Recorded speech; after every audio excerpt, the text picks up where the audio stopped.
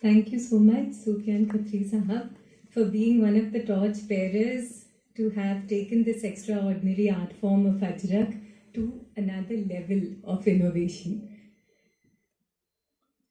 It was quite exciting to see you share your knowledge of experiments that you've done so far. Next, amongst our esteemed panelists, I'd like to invite Dr. Madan Meena on the stage, please. He's a practicing visual artist,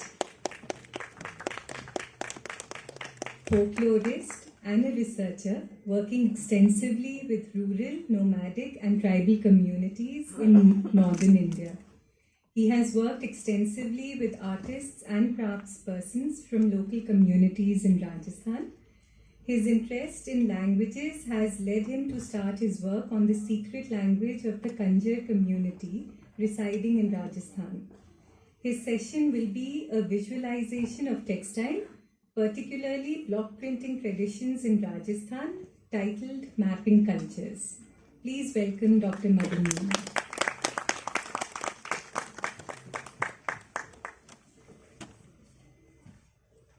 I would request Dr. Nazia to please facilitate Dr. Meena.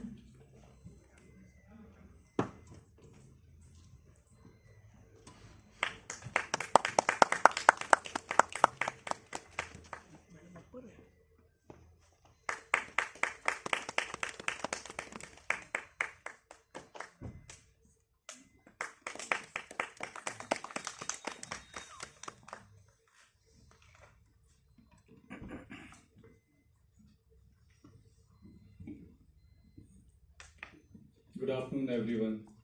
Thanks to Gunjan and thanks to Dr. Pavan Ji for inviting me to this symposium. It was very interesting to just receive their call that we want to display your artworks in this exhibition that we saw in the morning in the opening, Vastram. So I was a bit surprised at what my work has to deal with the Jain tradition or Jain miniature paintings or Jain art tradition. But then she just explained that no, your paintings connect with a lot many things, so let us display them. Fortunately, I've been a student of National Museum Institute before also. I did a small course from here. I belong to Kota in Rajasthan, and for that course, I used to travel every week to attend that course that was called Indian Art and Culture course. I do not know if it is still run or not, but yeah, I attended all those 20 lectures here in the same auditorium, and I'm lucky to present myself after 25 years in the same auditorium again. Thank you so much. So why I have called this mapping cultures, as Sufyan has already talked about his community, about his tradition of block printing Azrak, and then what the contemporary thing that he is doing right now. I've been studying these artisans for almost more than 2 decades now. As a subject of my interest, I come from the background of fine arts. I've been doing painting. That has been my subject. I studied art history also, so knows a little bit about of Jain miniature paintings also. And I come from Kota, which has a very interesting Kota Buni miniature style. So being a student of that too. But something like communities and the community connect and the culture that exists around the communities has got my attention. So whenever I look at a craft, I look as a whole culture, not as a product. I never look at craft as a product that we generally see. I never look at it as a technique, never as a material. I look at it as a culture. So that is something that I'll try to present here through my artworks. Next. So for example, this one picture will tell a lot of story just by looking at the textile of these people who they are wearing. So like Sufyan came in his safa, which is from Kutch, that represent the Khatri community from Kutch. If there has been a Rebari community with him, he must have been wearing a different safa. And if there are other communities, their safas will differ. So here the safa, that red turban that you see, straight away it signifies that he is a Godwadi Raika. Means Godwad is a region and Raika is a community. So Godwad may have number of communities, but all safas will differ. So this picture, this visual just interprets that this image, this community is from Godwad and it's a Raika community. Now, after looking to the textile of these women, we can identify their social status. So, for example, the woman who is wearing a skirt which is not having a red border, it means she is a widow. And she is wearing a particular motif called revariro fetio. So, revariro fetio is meant for the widow woman. And the another woman who is wearing the skirt with a red border, she is a married woman. And she is wearing another motif which is not clear in this slide. It's called makoda. So even Sufyan also talked about some of the motifs, and these motifs differ from place to place. Kutch is printing some maybe 25, maybe more motifs in Azrak. Rajasthan, there were many regional centers who were printing hundreds of motifs, and each motif identified a particular community. It identified a particular region. It identified a particular kind of a textile, whether it is meant as a odna, it was meant as a skirt, or it was meant as a dhoti, or it was meant as a agocha. So the motif has a cultural history in them. This has been my subject of study, and I've been documenting this. So from this picture, we can see that textile is a representative of a culture. It's a representative of an identity. It's a representative of an ethnicity. Next slide, please. Same Safa thing. This is just one small part of Rajasthan. It is not a whole of Rajasthan. This is just Marwar region of Rajasthan, and from Marwar, from each Safa, you can identify the number of communities living there. So this has been our textile tradition. You can see the richness. We have fashion walks, we have fashion shows, but just imagine the people. If we were here 100 years ago in the same place, every one of us must have been wearing a different Safa to identify you that you come from which region, you come from which community. So this is how our crafts, traditions has identified cultures. So thanks to Elizabeth Simpson, she allowed me to share this picture with you. She documented these different Safas in Marwar region, which is west of Rajasthan, in 60s, 70s and 80s continuously. She traveled from UK. Every year she came and she documented many different craft traditions, and because of her only, I traveled to Sufyan's father also and met Dr. Ismail Khatri. She only took me to Kutch, ki Madan, you come with me and I'll introduce you to the Kutch artisans. So we went to Bhuj, we went to this Mandvi, we went to Mudra and other places where this craft in Kutch is practiced. Next slide, please. So as I said that I have been studying these motifs which are very important to me for the perspective of this, because most of these designs has not been documented. So recently, if you know the episode what happened with the Sanganeri block print which is digitized, and one of the designer was just condemned for it badly, and a big brand has taken up those designs and they were digitally copied and they were digitally printed. So I think over there it becomes very important when we talk about our intangible cultural heritage, or when we talk about the copyrights. I think the communities own the copyrights, and there should be some system of documentation that they can claim their heritage. So from that perspective, I have been documenting these designs for different centers, and some of the centers has died almost 50 years, 100 years ago. Even the textile from those regions does not exist because these textiles were used by the rural communities, who generally recycle the textile. They never preserve the textile like in the museums or the royal families, which has preserved the textile, and we can still see those textile pieces in our museums. But it's not possible to see the textiles from the rural areas because those all has been just recycled into godadis or whatever way the people in the village use. But I am lucky to get some blogs from these places. So in Rajasthan itself, I have documented some 60 block printing centers, which closed down 60 to 100 years ago. So whenever I document these pieces and whenever I collect these textile pieces, I take them to, you can see the picture, Muhammad Rafiq Saab. He's a block carver who came to Sanganer when even Jaipur did not exist 350 years ago with their peer from Multan. And these are Multani Kharadis, the original block carvers in Jaipur. So he has a whole design repertoire, his whole registry of designs. So I always taking those designs, and he's sometime able to identify them also. And he take out his parat. Parats are the prints on paper. Whenever block carver makes a block, he takes the first print and keep for himself actually. So he just identified those designs. So this is Rafiq Saab living in Jaipur now. They were in Sanganer earlier. And you can see how he's matching up his parats with my piece of textile which I have collected from a ghagra which I have collected from a village. So I'm lucky that there are people still alive with whom you can work, you can do your documentation. Next, please. So all that, whatever I do, whatever I research, because I'm a visual artist, I have to interpret all these stories. I can write an article, that is fine, but how I can use this research into my artworks itself. So these are some of the artworks that I have created. For example, the first work is all on this Muhammad Rafiq Saab. The community is called Bhatkada, and Bhatkada means bhat. Bhat means block. Bhat banane wale, Bhatkada. They are Multani Kharadi basically, but they are recognized as Bhatkadas. So that work, and where his house is in the Jaipur, in the city palace area, in the walled city, and I have used a Google map for that. So I've just pointed out his house where he lives in Jaipur. So that one work is with Bhatkada. Another work which is not so much clear over here, it is a Purani Basti actually. It's Purani Basti is in Jaipur, because Jaipur was some 290 years ago Jaipur was founded, and it was a planned city, first planned city in India. And there the artisans were settled by the Rajputs, by the Kachawa Rajputs, and because they had a good relations with the Mughals, so they brought all the artisans from different places. So they had some 36 karkhanas, means 36 crafts were patronized by the Jaipur royal family, by the Jaipur state. And those families were settled in different localities, different mohallas in Jaipur, and those mohallas still exist.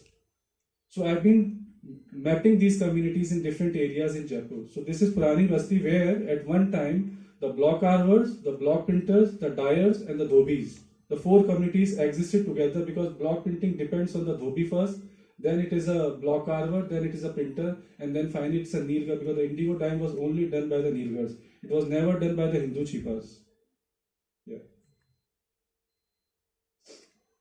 So these are different motifs. You can see that this particular on your left hand side, those are the motifs from Balotra, how they differ, and then they are Bagru. On the three motifs top are from Bagru, and the bottom is Sangani.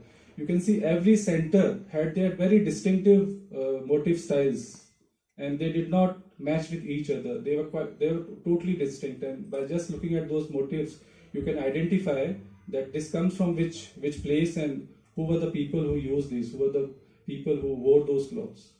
Next.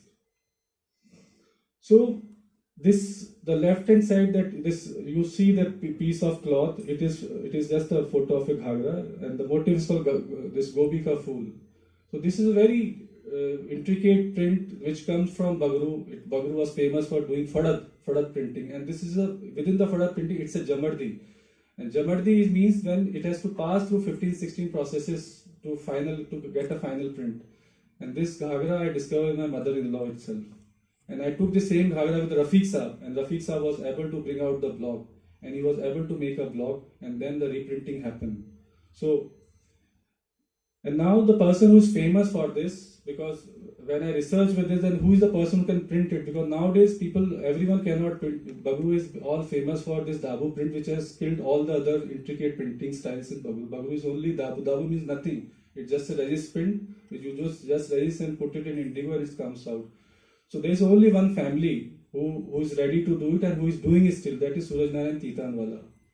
So to document people like them who can still do those complicated prints is very important, and to tell their stories is also very important, because these people are voiceless, or these people are not visible actually.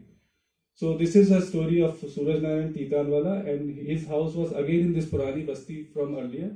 And at the bottom you might not be able to see the image, but there are all 16 processes are written there in the local terminology, because language is very important whenever you document a craft. And we talked about the language also. This language is very important. From which region it is coming. So the region is a Dhundar region. So the terminology that will come is a Dhundar region. What Sufyan was talking are the Sindhi terminology. And the same Azrak is printed in Badmer also. But Badmer terminology is Dhati. It's a different language of that region. So in craft documentation, language become very important, and that is how I use the language also over here.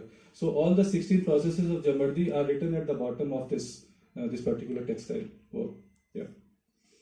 And then another one, Saddani, and this has been a very complicated print again, where the ground was printed, not the motif. So the negative space is printed over here with the three kinds of block that we were Dr. Vandana talked about, Reg, Gad or Datta. So this is a print with gud only. Only the gud has been used, and a very special block, that in that block a wool has to be filled in, because the block has to lift a lot of color and then release a lot of color onto the textile.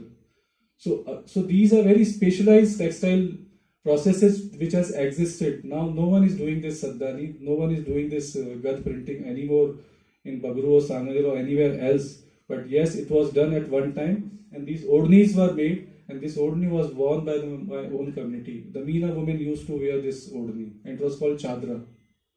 So all those stories, and the printer who was famous, because these printers were so famous that they used to put their seals also on the block printed cloth, and the cloth was sold in the market like that. So the woman would go in the market and would ask, "Are Bholi ala ki chadra dena?" So Bholi ala was famous, and his brand icon was this image of this leopard. This leopard was, so he used to print this leopard image, and then his seal was Bholi ala Chipa ka Pakka Mal Jaipur, means it was a Pakka Mal. Yeah. So the same thing has also existed in the folklore, because I'm a researcher on folklore. So I've been finding the context of all these textiles in the existing folklore, not something which has died. It is still, all these printings, all these textile pieces are still recognized by the community.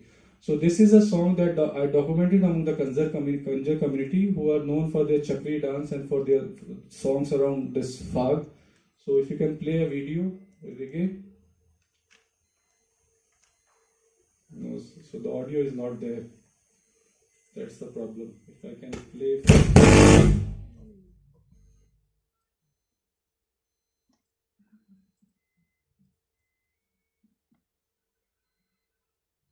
Is it possible?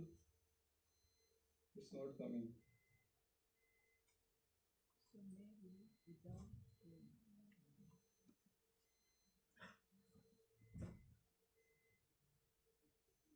One second.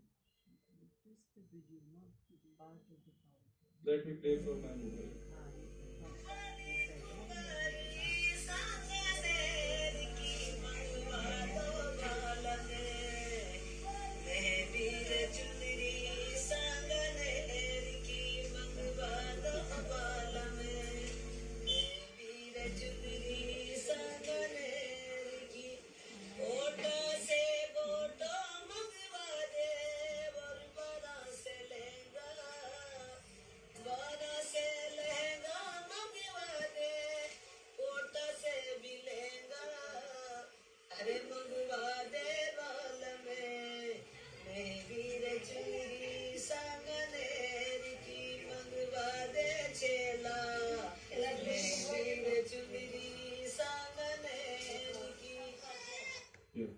So can you go back to the last work?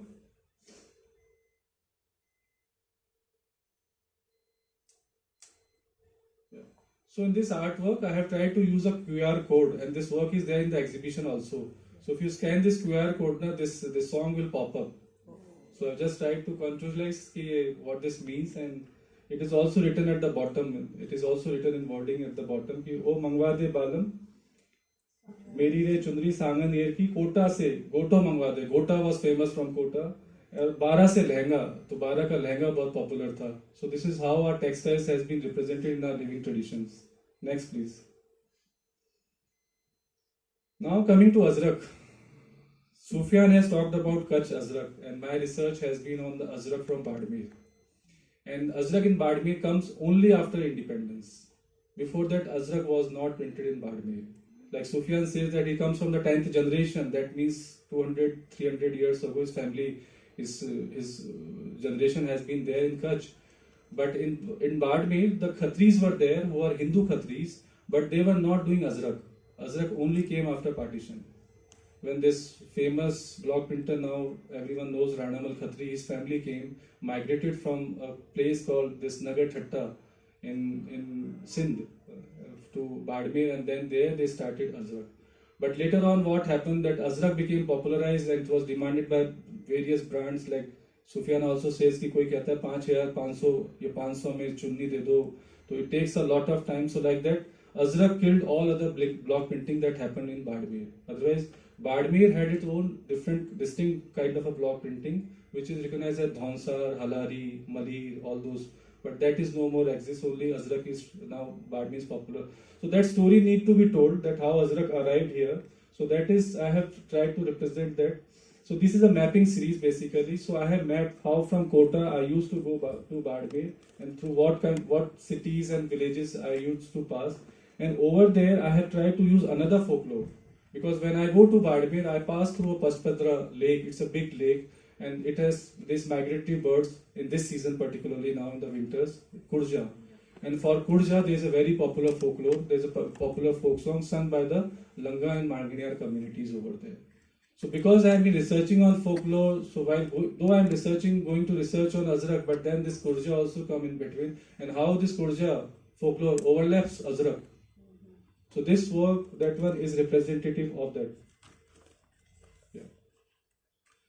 Now I'm trying to work on this one project which I talked about, with this controversy that happened with Sanganeri prints. This was okay that this designer, whoever has used it, but who has the real documentation of Sanganeri prints? Which museum has a complete collection of Sanganeri prints? How we can claim that this is from Sanganeri? So I'm working on this project with Rafiq Saab and with Subhash Sharma ji, who's a vintage textile dealer in Jaipur.